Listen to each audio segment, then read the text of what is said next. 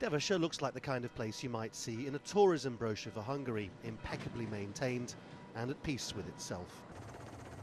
So it's easy to imagine the horror the people must have felt when a wall of aluminium sludge poured through the tree line, engulfing everything in its path. In all, it travelled 7 kilometres and wiped out hundreds of houses.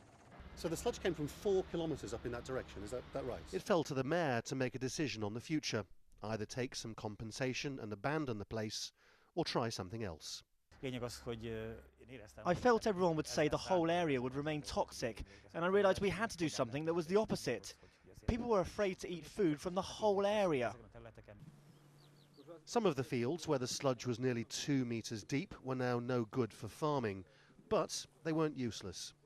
What's so remarkable about this place is how they've managed to turn disaster into opportunity.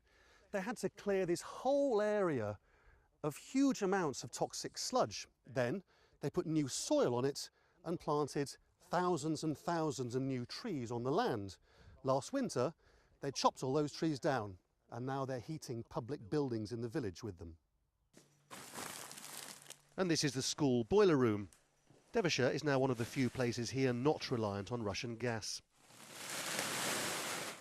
They went further, heating the bus station with a geothermal system which is just as sustainable.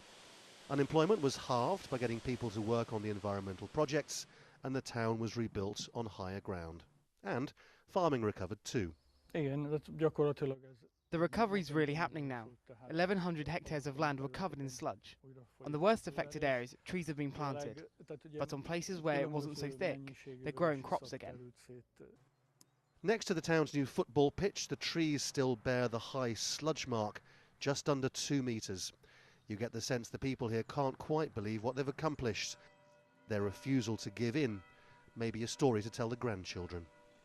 Lawrence Lee, Al Jazeera, Devescer, Western Hungary.